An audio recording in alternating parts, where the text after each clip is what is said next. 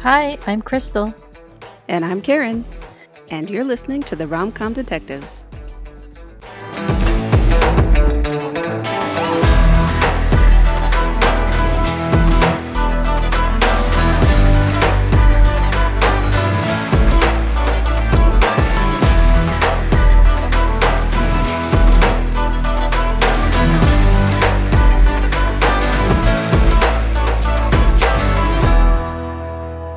Welcome to Rom-Com Detectives, episode 27, Witchcraft Malarkey, the next episode in our Mentalist unit. Today, Karin and I will be breaking down the 12th episode of the first season called Red Rum. This episode originally aired on January 13th, 2009. It was written by Andy Bushell and directed by Dean White. We're going to start off with our case briefing. This one takes place in a small town called Boonville. And yeah, I mean, they don't really mention how far away it is from the CBI, but No. they do go back and forth kind of a lot. So I'm assuming it's just like a neighborhood kind of in Sacramento somewhere. I don't know. What do you think? No It's idea. fiction. It's Uh, fictional, right? I actually yeah, didn't look I that up. yeah, I believe so. It's just a kind of small town. They've got their main street. Mm-hmm. And it seems to be a fairly close-knit community. So I don't know. I would think it would be more rural California. Yeah. Okay. Title relevance. It's Red Rum, two words, but most people know Red Rum as murder spelled backwards. That became popular with the movie The Shining, which took place at a haunted hotel with Jack Nicholson. I'm sure people have heard that, right? At least. Yeah. I've never seen it. Have you? Oh, really? Yeah. Yeah. I Yeah. think I've seen scenes from it, like, I know the iconic moments, kinda hard to miss those, but, yeah, I've never seen it. Oh, interesting. Yeah. Actually, now that I think about it, I think the murder, because basically the little boy in the story, his parents go to a hotel. I think it's called the Overlook. They go to like be caretakers for the hotel, and they take their son, and he can hear and see ghosts in the hotel. And I think when he's doing that red rum scene, it's a very famous scene. I think it's because he can see like a pair of twin girls, and I think they were murdered by their father. So, which has relevance here. Yes. Okay, victim and cause of death is 18-year-old Cody Elkins. He's not dead when we first when the episode first opens. He's just missing, right? Yes, so the CBI is involved because there's a missing kid, and they find one of his shoes, so it becomes a suspected murder. Although, why does a missing shoe? Why does a missing shoe indicate murder? I I think it was a bloody shoe? Oh, okay. The motive is family abuse. Or not really motive, but Oh, yeah. the explanation, right? Okay, so guest stars, there are quite a few. The guy who played Michael Elkins is Spencer Garrett. He's had a pretty decent career, but he's most recently from The Residence, which was a mini on Netflix recent. I watched that one. That one was pretty good. Although I don't remember who he played. I'm assuming one of the White House staff or something like that. And then there's Laura Lee Hughes. She was Mrs. Elkins, and oh my god, she was Director Kirsch's assistant in 3 episodes. I thought that was funny. And then there's Michael McGrady. He played the coach. He has been in quite a few things. He was in Southland and Ray Donovan and 24. And he had a guest appearance on Castle. But he kind of had like one of those familiar faces that you see a lot, but you can't quite place Mhm. him. Yep. Yeah, I wouldn't know what he was from. And then there was Azura Sky. She played Tamsin Dove. She's from Riverdale, and she had a guest star appearance on Bones. But the big one is Jesse T. Usher, and he plays Daniel Brown, which is a very small part. He's the kid who got into a fight with the victim. But he's A Train from The Boys. I couldn't believe it when I first saw this episode. I was like, hey, that kind of looks like. And then he was in Independence Day Resurgence too. I actually just rewatched that this 4th of July. So he's fresh on my mind. Nice.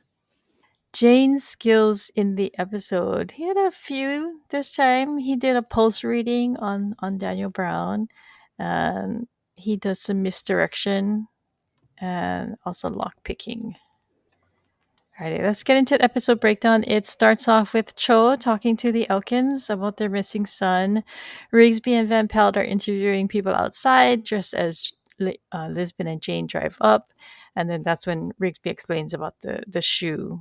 And he says it's a possible abduction and homicide, making it a CBI case. But I don't know. I feel like it was kind of like a throwaway excuse. Just they just needed to Yeah. throw that in there. I think eventually they just give up on the explaining things and they just they don't bother. It's I their case. The end of story. I feel like maybe that it should be implied that the local PD, when it Called escalated them. with the bloody shoe, that they called them in. Yeah. They say Okay. something about the local police calling them. But yeah, they leave that pretty vague. But that did lead me to go look up because I was like, oh, just like child abductions. Like, does that mean the CBI investigates? Because I think did Rixie mention possible kidnapping? Yeah, I think he said possible abduction. Maybe that's what the missing shoe is. So it indicates abduction. But basically, I looked it up and like that. I don't know about the CBI, but the FBI investigates child abductions for what they refer to as tender years. So that's children under 12. Just a FYI. It's one of the rabbit holes that I went down when I was watching this episode, which just probably explains why it takes so long to take notes on these things. This part is actually one of Jane's skills that we listed, his misdirection. He noticed, so when Lisbon goes inside, Jane has noticed that there's some kids across the street with bikes, and one of them has a pink bike. So he tells Lisbon he's going to go wait outside, and then he picks up a fairly big rock. Yeah. Yeah. And then he starts tossing it in the air, and they're watching it go up and down. And then on the last one, he doesn't toss it, and then suddenly he's right in front of them. And I guess that was just mostly to just put them a little off their familiarity because this is their hometown, it's their home turf, right? So I think he was just trying to throw them off a little. Yeah, he didn't want them to run away if when he approached them, I Yeah. think. Yeah. And then so he says that because the observation he made was that one of the kids had a pink bike, so he must have taken his sister's bike and because they were in such a hurry to get down there. Although it made me wonder, like, how come this kid doesn't have his own bike? But he asks where Cody is, and they don't want to say. But he tells them, "Oh, you can just look."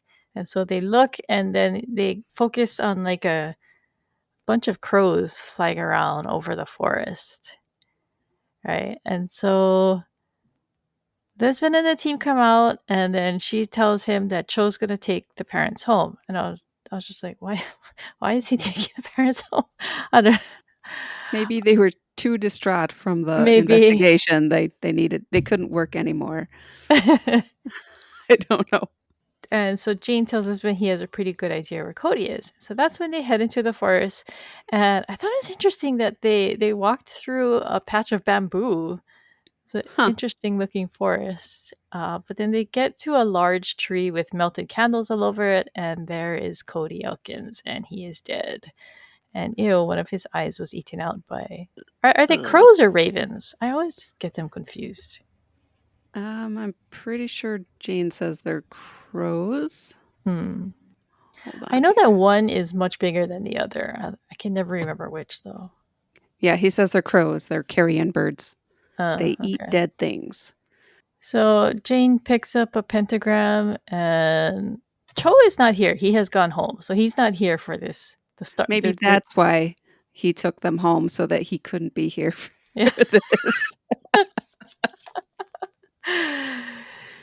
So Grace asks what it means, and Jane says black magic. Lisbon says there's no such thing, and so that's like this gets said kind of a lot this episode. There's no such thing as blah blah blah. So that's the first one. And oh, it was so creepy. Did you? Because so they show a crow looking at them, and then it turns its head upside down. Did you notice that? No. It was so unnerving. I was like, oh my god, do they all do that? It was so creepy. Just Like it tilted it all the Yeah. way upside down. I was like, "What?" So it's a good intro. That's when the intro plays. But then they go to Rigsby and Van Pelt. They're coordinating the removal of Cody's body, and we hear their love theme. I don't know why. I guess because they're looking at each other, Well, standing. they show this moment where Cody's arm is dangling off the gurney Uh and Van huh. Pelt Puts it lovingly back. or carefully puts it back on. And so I think Rigsby is observing how compassionate she's being. Or, yeah, I think it's a stretch, but yeah, that could be why. You got to find love in every moment here.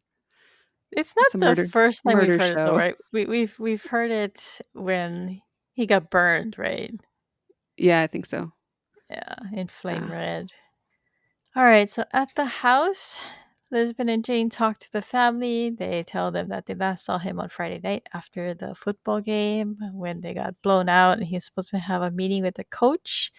While they're talking to the parents, a younger brother just gets up and leaves the room. And so that kind of starts like a thing with Jane. Like he observes this, and the kid usually does this, I think, whenever they come and talk to the family. So they talk about how he like has like a contentious relationship with the coach. So they ask how Cody died, and that's when Cho tells him that there was evidence of a black magic ritual. And so I guess they've told him what they found, but he didn't see it himself. And so Hmm. that's when they tell the team about Tamsin Dove, a local witch. And they said that a week ago she told them that Cody stole her cat and killed it, and I don't know that we ever get a resolution on this cat, We don't. right? Uh-uh. So I don't, yeah, like, I don't know. We'll talk about that, I guess, later. Like, cause yeah, there's no concrete thing on the cat, but basically they tell the CBI that the witch put a spell on him for revenge, and that the witch had called them to tell them that, and that their son Cody just thought it was funny. And so now they're going to go talk to the witch. Lisbon calls Grace and she tells her to go talk to the coach. And so it's Cho, Jane, and Lisbon at Tamsin's house. And this is where the whole Cho's whole episode long fear of witches comes in.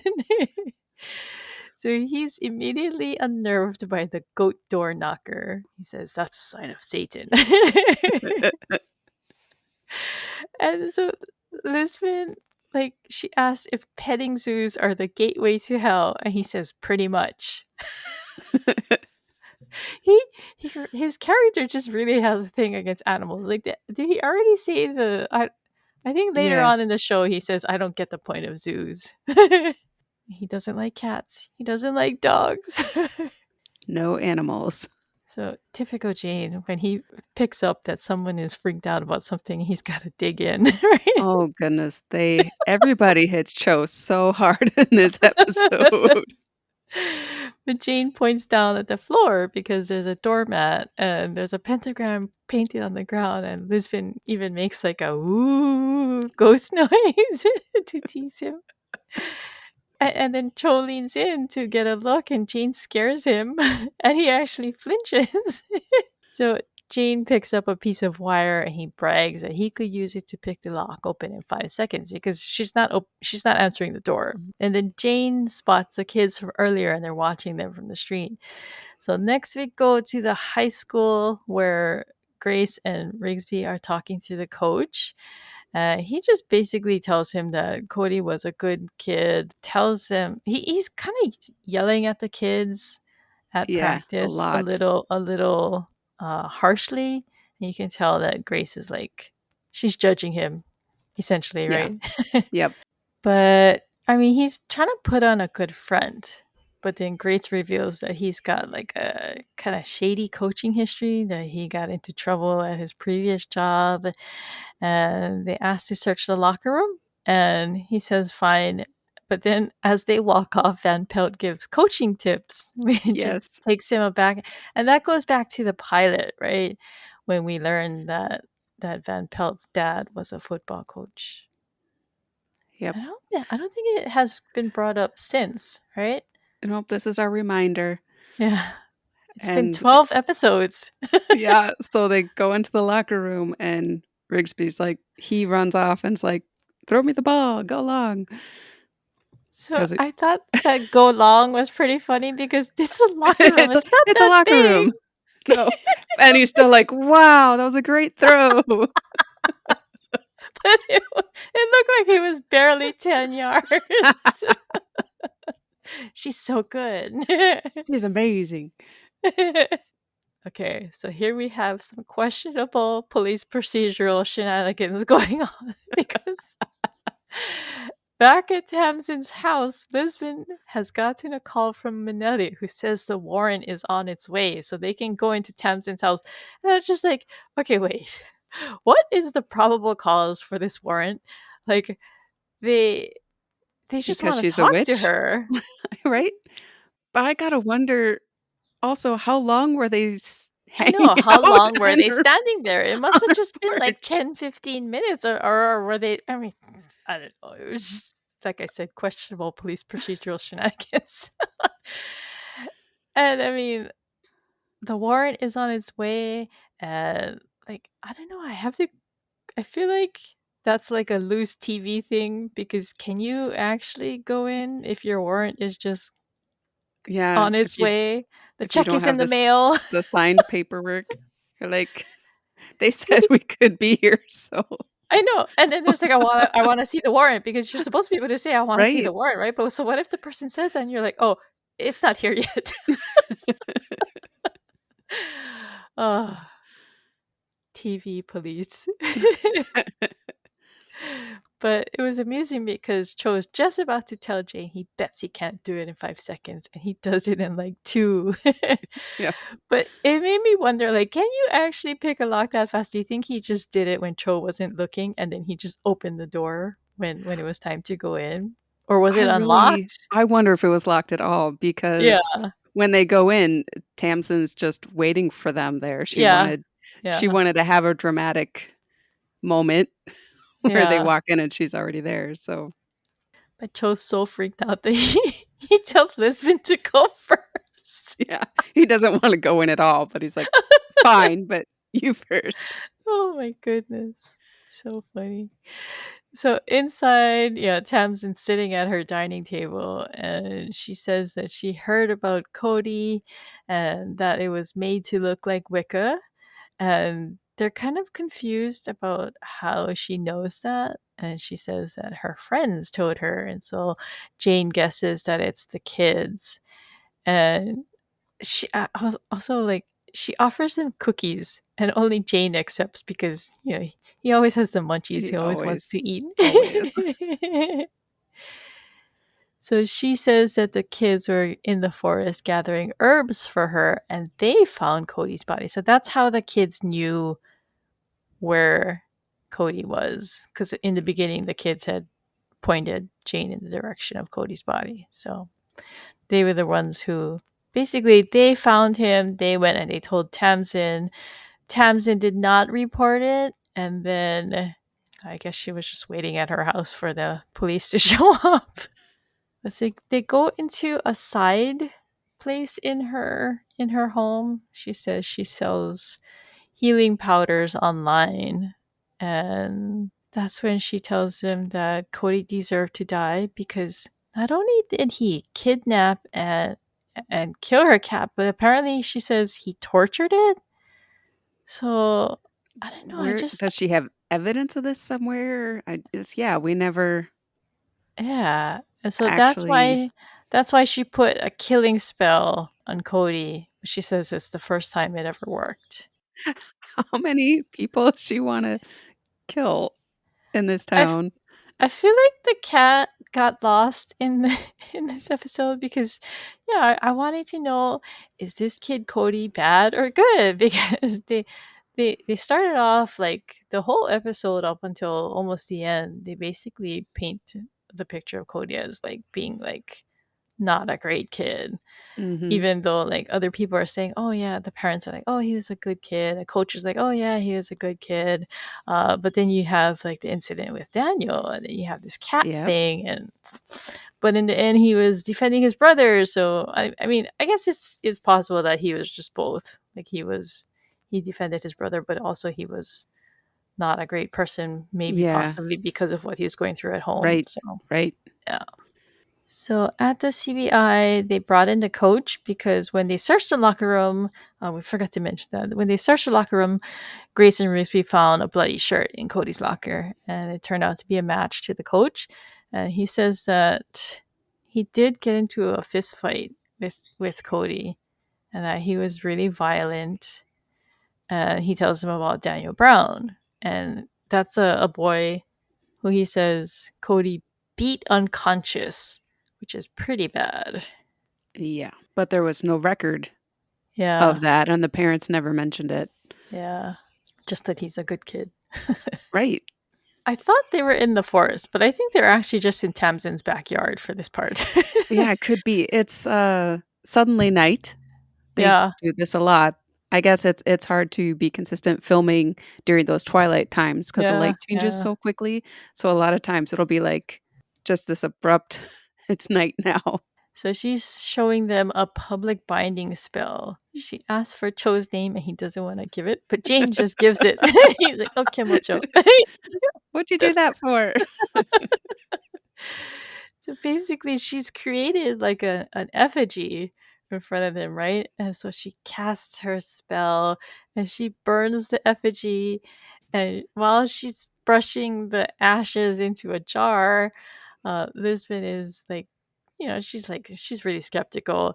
And Tamsin insists that like the Wicca stuff at Cody's body is just obviously fake. And then when Jane and Lisbon walk away, Cho is just staring at the jar because basically what the spell is, it's supposed to bind him to her, right? Yeah, Put to him under her her power. power.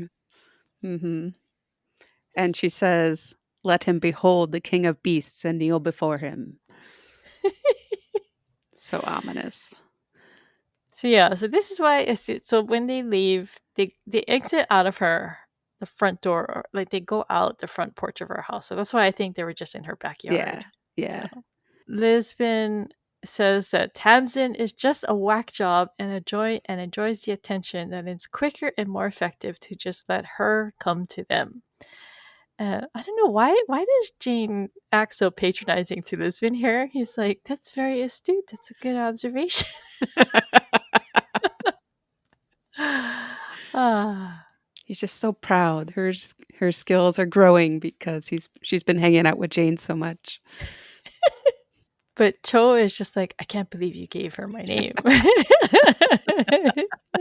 Meanwhile, Jane can't believe he actually thinks that she's a witch.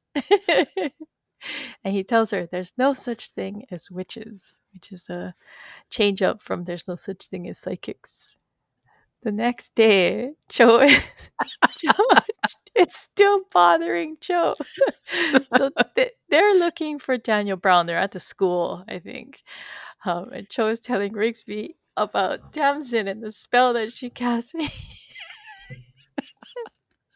I love I love this. He's like teasing him. Yeah, that's very scary. If you're a 12-year-old at her first sleepaway camp, he mentions this twice, but he says that witches are just nerds in cloaks. Uh-huh. But then, they spot Daniel Brown, and when Cho flashes his badge, he runs away, and they have to tackle him across the street. Cho looks up and sees a van driving by with a lion logo, and it says Lord of Beasts, and he's kneeling on the sidewalk. The spell was real. Oh, I love the Cho stuff in this episode. Okay, so they take Daniel back to the CBI and they question him about his fight with Cody. He tries to play it down. And so I didn't really understand why Cho and Jane were watching, and Jane seemed like so antsy to go in. He's like, oh, I really want to Y go in there. Yeah, he knows. I think he knows that, that Daniel's lying, and he Mm. just wants to go in there Oh, okay. and dig into it. But I guess he felt it wasn't the right time because Cho tells him, "Oh, you can go in," but he waits a little while more. So we learn a little bit more. Apparently, Cody's mom was in rehab before, and I guess Daniel trash talked while they were. I don't know. Do you get the impression he was trash talking about his mom? Like, They cause were like, why playing else would he? They were playing cards, yeah, right? they were playing cards, and so it was yeah, trash talking while they were playing, but yeah, it Yeah, gets pretty uncomplimentary to yeah. to To Cody's Cody, parents.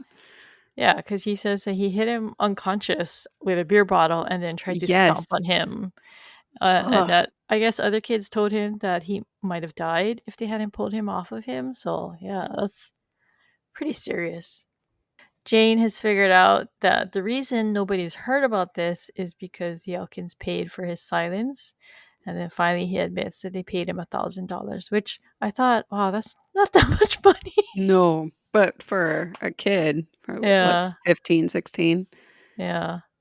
So I wrote down that Cho smiles here. Why did he Yeah. do that? Is it I think because he's Jane I got think him to yeah, admit it? Okay. kinda smirking that Jane cracked it. So next we have Cho telling Jane about what happened with the van and the lion logo. He's trying to trying to get assurance from his his psychic friend. He tells him it's just a coincidence. So they go and they're at the Elkins house. They're telling them about Tamsin, that she's not in custody and that even though she cast a spell on Cody, it's considered free speech, which I mean, I don't see how they could They're have. just blowing off the witch stuff. So they came to talk to the family about Cody's violence issues since they just learned this from Daniel Brown. And here again, the younger brother he leaves, and so the father gets upset because he thinks that they're trying to victim blame Cody. And I don't. This part was a little awkward with Gene. I don't know what he was doing here either. Like, but this is Mhm. like something that I feel like Jane does. I don't because he kind of came off as having a really short attention span, but I think he was actually doing it on purpose. Yeah. What do you think? Because like I he's actually really rude. He interrupts and he says, "Why did they call it football? People don't use their feet much." And then this kind of takes Mr. Elkins aback, and so that and instead of answering him, he just suddenly asks to use the bathroom. So I don't know. What yeah. did you think? He was I think he's just trying to cut the tension there or do a redirection so he can yeah, go because he has outside and to talk to the yeah, kid. yeah. So because they're there to talk to them about Daniel, but uh, the dad outright denies knowing him, so you can tell that they're lying. Mhm. But eventually they admit about the fight. And then, so Jane doesn't actually go to the bathroom. He goes outside and finds a younger brother. And they kind of have like, he kind of wins him over by joking around, although the things he was saying were a little strange. I think it was strange on purpose. Like he's just trying to make him laugh. He says, "If monkeys played football, they would kick some serious jock butt." That was really random. But he's basically guessing that it must have been tough being Cody's brother because he was like the big tough jock brother, and I guess because the brother Brad looks kind of small and skinny, not quite the big thick kind of Yeah. guy that Cody probably was. So back inside the house, Mr. Elkins is still talking to Cho. He's telling him that Cody had a shot at a college career and that the fight would have ruined his chances. So that's why he paid off Daniel. And then so we go back to Jane with the kid Brad, and he's asking why Cody killed Tamsin's cat. But even here he's asking him and we still don't get an answer. He says he's not really sure that he actually killed the cat, so I it's his brother, he might not believe. So we don't actually know who killed the cat. Somebody had to have killed it, right? Unless it just ran away. I mean, here they say that Tamsin saw him take the cat. Yeah. But so while they're talking, Mr. Elkins comes and finds him, and he tells him that he's not to speak to his son without permission. And Jane makes a remark that, oh, that's weird and controlling. But I don't know. I feel like it's not necessarily. I feel like a lot of No. people would not want their kids as a minor to talk to law enforcement by Right. themselves. Yeah, I think that's pretty much standard. At least Yeah. it is in other cop shows. All right, so this next scene is one that I think a lot of fans really like. It's actually in the gag reel too, right? Rigsby and Van Pelt are watching the Elkins house. It's nighttime, and Rigsby opens the cooler bag. He's like, "Oh, where's my food?" He's like, "What is this?"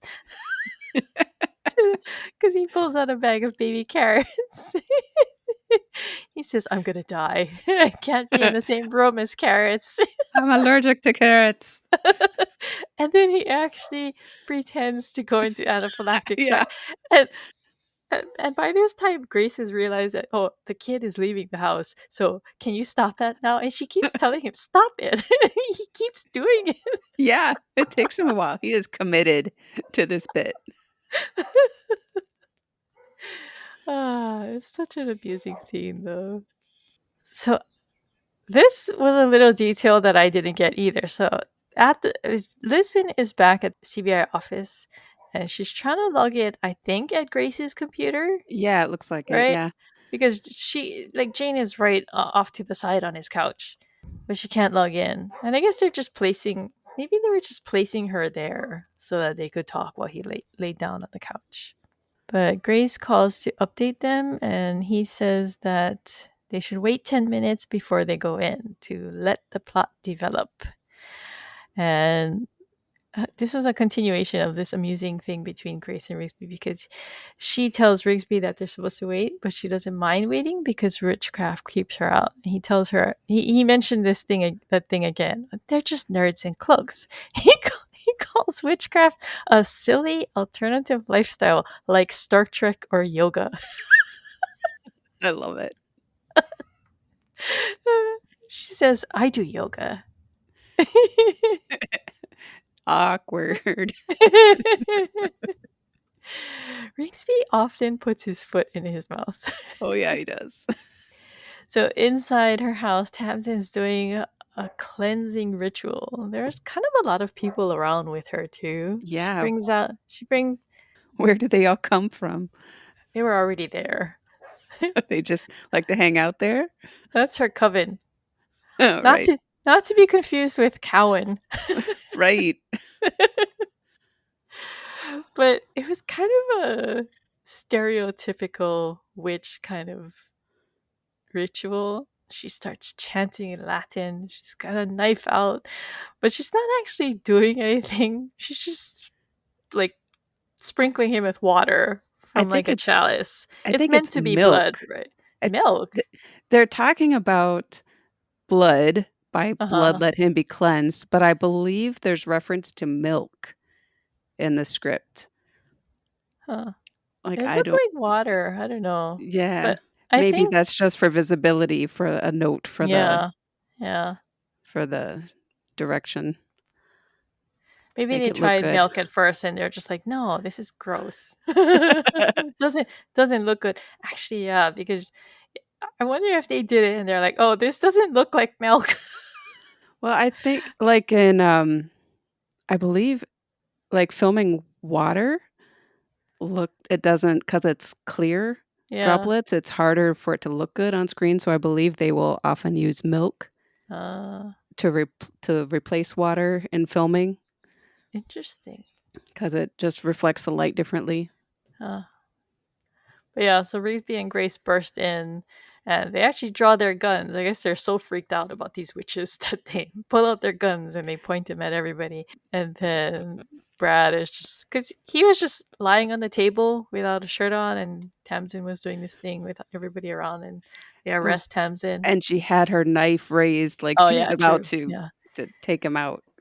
So at the CVI, Jane goes in and talks to Tamsin. He's got a folder with all the details of her life, and yeah, he reveals that her mom killed herself when she was 16, that she's been in jail, and she's got mild psychiatric problems. But she doesn't believe that Jane can hurt her, but he insists that, the goddess can protect her from other things, but not from this. So this is where she admits that Brad has been her apprentice for some time. She says that we're all born witch and it's slowly taken away from us. I kind of like that. So Tamsin says that Brad's parents really hate witches for some reason, and that the mom had threatened to kill her if she spoke to Brad again. Yeah, that's a little serious. Yeah, and so that's another, I guess, red flag for the CBI team, because all these things that the parents aren't telling them. Although, admittedly, how do you say that in an interview? Yeah, I Well, yeah, threatened to kill that right? witch. It's kind of awkward to bring up when your son has been found dead, I guess. She claims that that's why they were doing the ritual, because I guess, I don't know. What do you think I think she was just trying to say that there was some bad air between her and Brad because of what happened to Cody. And so I think Yeah, that's what that ritual was supposed to be. It was supposed to, right, because make help before them make up, to understand yeah, that, she didn't do it, and she had nothing to do with it. So, yeah, because when, Jane was talking to Brad earlier, he asked, "If Cody killed this cat, does that mhm. really mean that he should die? Yeah. Like, is that really the right punishment?" But, yeah, here too, it feels like Tamsin is kind of brainwashing him, like, Yeah. "I Yeah. didn't really kill him, I just made a spell and he died." Yeah. But she actually isn't the killer, so No, she's not. So Rigsby comes in and says that basically now they suspect Brad, because they said that he's been hospitalized twice in the last year for injuries that were explained by roughhousing with Cody. And so they end the interview and they take Brad outside, and actually, I'm not sure why they move him to the conference table to talk to him about this. Is it to make him feel more comfortable, or? Yeah, I don't know. So while they're talking to Brad, they're like, telling him, oh, like, it's kind of suspicious that maybe you had enough of your brother beating you up and you killed him. But he reacts very, like, he protests against this, and he says that he confirms for Jane that Cody didn't like him being friends with Tamsin, but he also says that he feels safe at her house. And then that's when the parents come in. Lisbon says that they can just send him home, but Jane asks if he can talk to them first. So they all sit down at the conference table. And okay, so while, like, when they arrive, Jane is making tea. Is this the first appearance of the teal teacup? Because I don't think we've seen it previously, right? Yeah, I tried to Google it, and, Google AI spit out a lot of nonsense at me, Oh no. so I couldn't confirm it that way. But good chance, yeah. Yeah, because I feel like we would have. There's Noticed? actually, yeah, I feel like one, we might have noticed, but two, we also might not have noticed because we're so used to the teacup Right, being a right. fixture. But yeah, I Yeah. don't know. I think this is the teacup's debut episode. I thought it was funny too how he's doing the tea. It kind of just looks like he's dipping the tea bag into a dry cup. Simon Baker has yet to hone his tea acting skills at this point.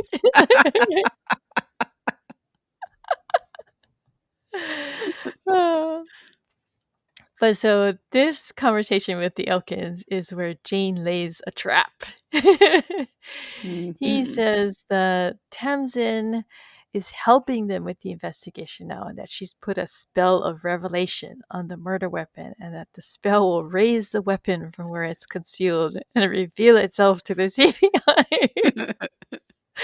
And I like this sequence because Cho is just like, I thought you were gonna have her cast a spell. And he's like, the spell's already cast. I cast it. Uh-huh. Like, you just witnessed him casting the spell. So this is where he tells Cho there's no such thing as spells. Jane says that they're going to have to work a double shift on their stakeout. So they've actually had to stake out the Elkins house quite a bit. Yes. There was a lot of car acting. So Lisbon doesn't, she's like, are you going to tell me what's going on? And he's surprised that she hasn't figured it out. Like, I feel like this ties back to that scene where he's like, well, that's a very good observation. But here she hasn't figured out what's Yeah. going Yeah. on quite yet. And she's like, basically, yeah, I haven't figured it out, but you're going to tell me like right now. But he grabs her arm to pull her, says he's going to show her, and she rolls her eyes. I like this little interaction between them. It's cute. Yeah. So then we go back to the Elkins house. They're watching him, the dad, as he leaves, and Lisbeth and Jane follow, and they go to a lake, and he's about to throw the murder weapon into the lake when Lisbeth stops him. And then Jane does it. I don't know where this loudspeaker came from, but her car is set up to have like a radio that I Yeah. don't know if it's just a standard cop car thing. But Jane takes it, and he's like, "This is God speaking." It made me very angry. Then Lisbon just cuts him off. All right, kid, that's enough. Very mom of her. So they take Mr. Elkins back to the CBI, and Jane is kind of teasing him, basically saying, "Oh, the spell worked. She really must be a witch." But yeah, so basically what happened was Mr. Elkins hit Cody with the wrench. He says that it was self-defense, but yeah, he's the one who killed Cody. And Jane tells him that he figured it out when Brad said he feels safer at Tamsin's house. And I thought the way that they filmed this was pretty interesting because when the interview starts and like Mr. Elkins is talking, Jane is just kind of standing in the dark. Did you notice that? Mm-hmm. And when he's talking, he's standing in the dark. And once he gets him to say that he did it, he just tells him goodbye and he leaves. Just I think they're trying to give us the impression that Jane is just disgusted with this man because he did Yeah. this to his children, and we know about Jane's history with his loss with his kid, and he just pitches the idea that this guy has been abusing his wife and sons for years, and that you know I don't know, this guy just doesn't really know what he had, and he took it for granted. Yeah. And I'm surprised that Lisbon didn't put the pieces together earlier. Yeah, Like yeah. if they hadn't quite established her backstory yet at this point. So I liked the way that they did this. Like I said, Jane, he's leaving. Like he looks like he's going home. He's so disgusted that, and he's basically solved the case. So it's kind of like Jane style, where it's like, oh, Right. okay, my job is Right. done here. But he spots Brad and the mom in the room, and he stops himself and he goes back, and they don't let us hear the conversation, but we just Mm-hmm. watch. And he basically, I think he's just telling them, he confessed that he killed Cody, because the mom just immediately starts crying, Yes. and she hugs her son. So Yes. Because earlier talking to Mr. Elkins, he said that his wife and son were still defending him, that they yeah, still wouldn't admit that they'd been abused and that something was wrong at home, that they were still, yeah, they were not willing to turn him in. yeah, They were content to stay in the abuse. So I think that's probably what tipped Jane to talk to them like yeah. this is real and maybe you have a better life now. Yeah, because I mean, he's gonna get arrested, he's gonna stand trial, Yeah. but like, Yep. he probably thinks, I can help them even more by making sure that they don't continue to Mhm. support him, Yeah. because yeah, I mean, hopefully he can help them break free from him, at Yeah. least in this way. So but the episode isn't done here because No. the next morning Jane is burning, it looks like a paper towel or something, but burning it in a bowl in the sink at the CBI, which I don't think is good practice. No. Grace asks what he's doing, and he says he's just doing a favor for Cho. He puts the ashes in a jar and he goes to Cho at his desk and he says Tamsin Dove stopped by to give it to him and to keep it in a safe place. And so Cho looks very relieved. So if you're not sure what this part means, she had bound Cho to her. Like she had bound Mhm. him to her power. So he's basically just trying to make Cho feel better about Yeah, being released by Tamsin Dove, even though he knows that it was all fake. So it's right. a cute little gesture that he did just to help make him feel a little better. You So can, it's meant to be the same jar yeah, that yeah, Tamsin used.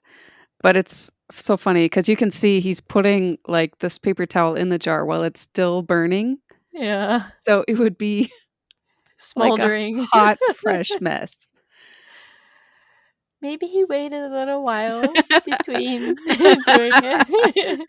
But Cho looks very relieved.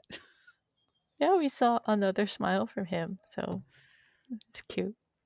Okay, cold reading. We already went over this. Jane cracks the case when Brad says he feels safer with Tamsin because he had said, "Who feels safer at a witch's house than they do at home?"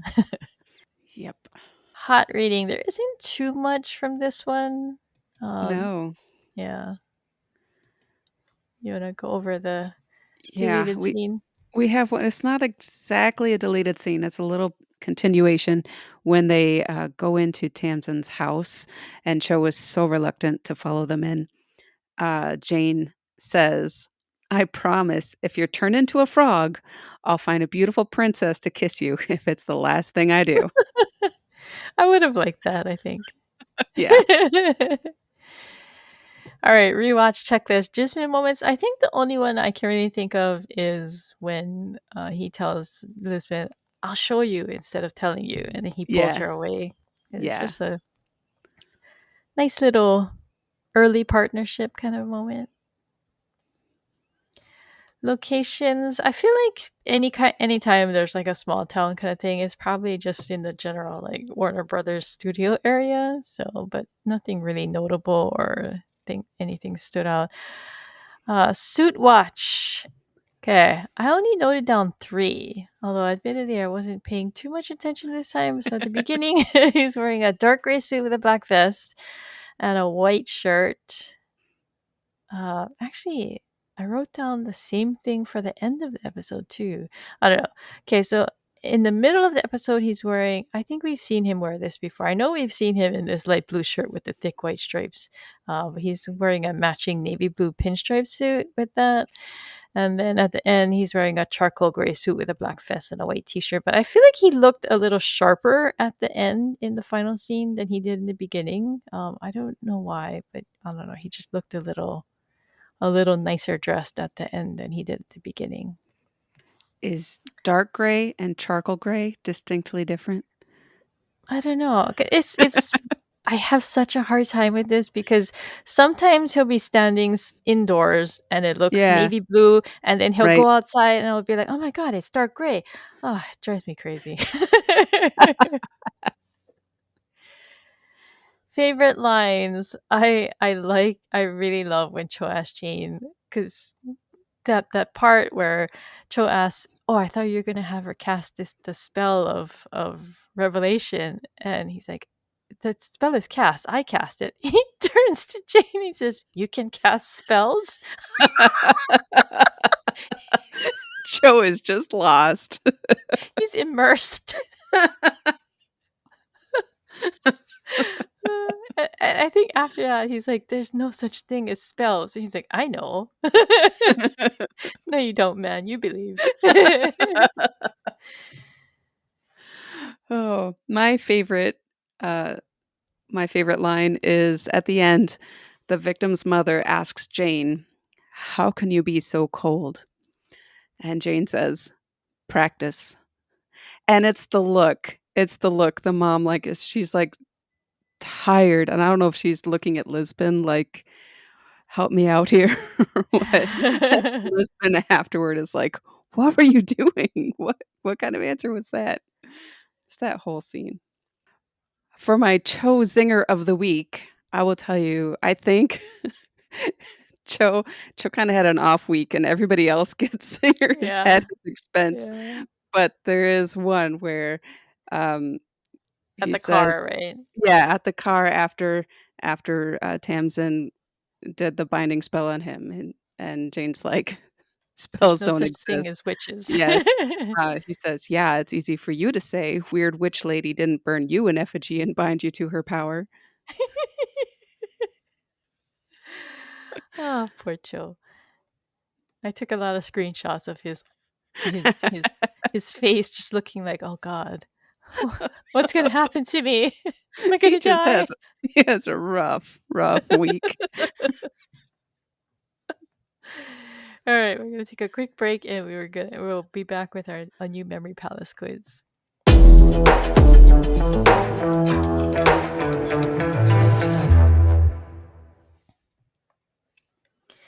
Okay, we're back with a new memory palace quiz for you this week. The way this works is I'm gonna ask 5 questions of increasing difficulty plus a bonus question about the episode we just discussed, and you'll have 5 seconds to come up with the answer. Are you ready? Whew, let's go. Alrighty. Question 1. What are the Cowan?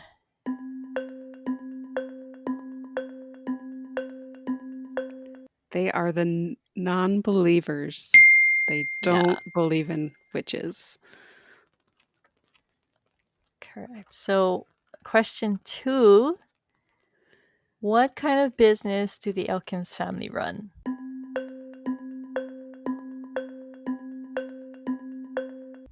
The flower shop. Yeah. Okay. Question 3. Name one of the wild herbs that Jane mentions the kids picked for Tamsin. He mentions 3. I don't know that these 3 Mm. are considered herbs, but he names 3 things, so just name one of them. Oh, goodness.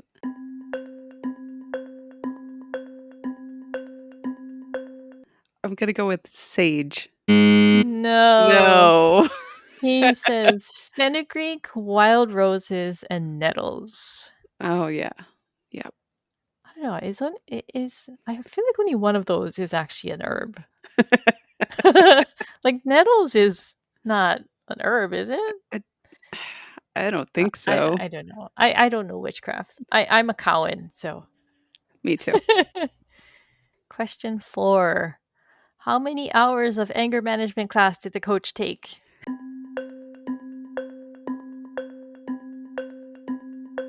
Oh, it was a lot. It was, I wanna say 40, Close. He took 36. 36, and he said it bored the anger right out of Yeah. him. But yeah, I mean that's quite a few hours. I Yeah. mean, if you consider that maybe they're like 1 to 2 hours each, that's a lot of sessions. Yeah. Yeah. Alrighty. Question 5. What type of business does Cho see with the lion logo on the van? Oh, no.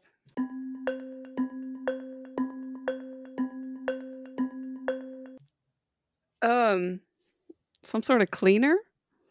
It's a carpet No? cleaner. Carpet cleaner. Bonus question. What is Tamsin Dove's real name?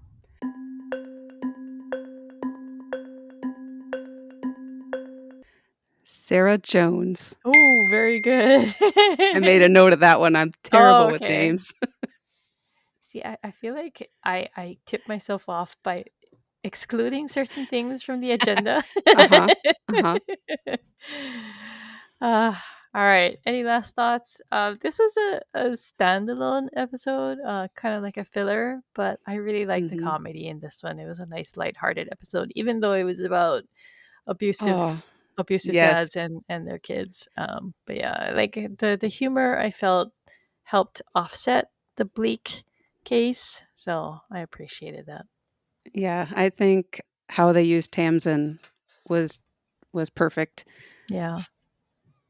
and Cho's reaction to Tamsin. Poor Joe. Okay, if you are enjoying Rom-Com Detectives, please consider taking a minute to leave us a rating or review on Apple Podcasts or Spotify. If you're on Spotify, Reddit, or YouTube, you can leave us a comment answering our question of the week by telling us whether you believe in witches. Are you Cowan or are you Coven? If you'd like to join additional conversation about The Mentalist, you can visit the Mentalist subreddit at reddit.com/r/The Mentalist, and you can join the Mentalist Bullpen Discord server linked in the sidebar. To contact me and Karin, email us at host@romcomdetectives.com. You can follow us on Instagram, Blue Sky, or Threads at romcomdetectives. For our next episode, we'll be breaking down Painted Red. So if you'd like to ask us a question or tell us your own thoughts about that one, you can leave us a voicemail or text message at 1-650-733-XOXO or 9696. This episode of Rom-Com Detectives was recorded on July 17, 2025. Rom-Com Detectives Mentalist Unit is co-hosted by Crystal Watanabe and Karin Lubbers and is produced by Pico's House. Thanks, everyone. Bye. Bye.